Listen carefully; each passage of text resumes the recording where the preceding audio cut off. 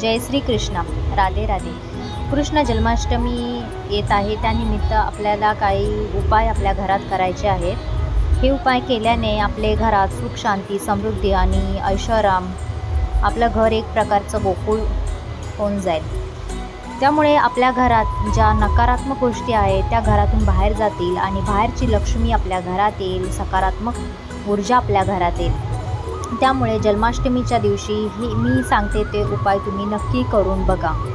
या दिवशी सर्वप्रथम तुम्ही सकाळी लवकर उठायचे. तुमचं जे नित्य कामं आटपून तुम्ही पहिले तुमचा मुख्य दरवाजाचा जो भाग असतो तो तुम्ही साफसुथरा करून घ्यायचा आहे. मुख्य दरवाजाच्या उंबरट्यावरती तुम्ही हळदीचं लेपन करायचं आहे. त्या दिवशी प्रत्येक शुभ दिवशी तुम्हाला हळदीचं लेपन हे करायचंच आहे. हळदीच्या लेपनामुळे तुमच्या घरातील नकारात्मक गोष्टी बाहेर जातात आणि सकारात्मक गोष्टींचा घरात प्रवेश होतो. नकारात्मक गोष्टी जोपर्यंत घराच्या बाहेर जात नाही तोपर्यंत सकारात्मक गोष्टी आपल्या घरात येणारच नाही. त्यामुळे हळदीचं लेपन हे तुम्हाला प्रत्येक शुभ दिवशी, शुक्रवार, मंगळवार, अशा प्रत्येक गुरुवार अशा दिवशी तुम्हाला अवश्य करायचं आहे. त्यानंतर तुम्ही छानशी रांगोळी काढू शकता. रांगोळीमध्ये लक्ष्मीची पावलंही तुम्हाला रोज काढायची आहे. दरवाजाच्या बाहेर, दरवाजाच्या इथे तुम्हाला एक दिवा लावायचा आहे. दिवा हा तुपाचा असेल, शुद्ध तुपाचा लावायचा आहे. पण ज्यांना नाही जमत आहे त्यांनी साध्या तेलाचा दिवा लावला तरीही चालेल. या दिवशी माता तुलसी हे लक्ष्मीचं रूप मानलं जातं आणि भगवान विष्णू आणि भगवान कृष्ण यांना तुलसी ही खूप प्रिय आहे. त्या दिवशी तुम्ही भगवान कृष्णांना तुळशी अर्पण करू शकता. या दिवशी तुम्ही तुमच्या मंदिरामध्ये घराच्या दरवाजाच्या वरती बाहेर तुळशीचं तुम्ही तोरण किंवा एक तुळशी जरी असेल तरी तुम्ही ती वरती अडकवू शकता, मंदिरामध्ये लावू शकता. त्यामुळे या गोष्टी भगवान कृष्णांना खूप प्रिय आहेत. त्यामुळे तुम्ही या गोष्टी केल्या तर भगवान कृष्ण खूप प्रसन्न होतील. या दिवशी तुम्ही गाई आणि वासराची पूजा करू शकता. तुमच्याकडे घरात गाई वासराची मूर्ती नसेल तर तुम्ही आदल्या दिवशी जाऊन ती मूर्ती घेऊन या.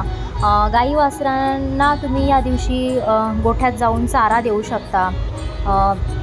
त्यानंतर तुम्हाला बासरी, मोरपंख हे जे आहेत ते भगवान कृष्णांना खूप प्रिय वस्तू आहेत. त्यामुळे तुम्ही 2 दिवस आधीच ह्या वस्तू घरामध्ये घेऊन या. त्यामुळे भगवान विष्णू खूप प्रसन्न होतील तुमच्यावरती आणि तुमच्यावरती त्यांची कृपा अशीच राहील. जन्माष्टमीच्या दिवशी घरातील लहान मुलांचं औक्षण हे जरूर करा. हे औक्षण खूप शुभ मानलं जातं. दुसरी गोष्ट म्हणजे जो जन्माष्टमी दिवशीचा जो प्रसाद आहे तोही तुम्ही लहान मुलांना अवश्य खायला घाला. तोही खूप शुभ मानला जातो आणि तो आपल्या घरातल्या मुलांनाही तुम्ही अवश्य दिला पाहिजे. असा उद्या तुम्ही जन्माष्टमीचा दिवस साजरी करा. भगवान श्रीकृष्ण तुमच्यावर नक्कीच प्रसन्न होतील आणि तुम्हाला कशाचीही कमी पडू देणार नाही. तुमच्या घरात सुख शांती समृद्धी सगळं काही व्यवस्थित होईल आणि सगळी तुमची कामं व्यवस्थित पार पडतील. त्यामुळे ज्यांना मूलबाळ होत नाही त्यांनी हा उपाय नक्की करा.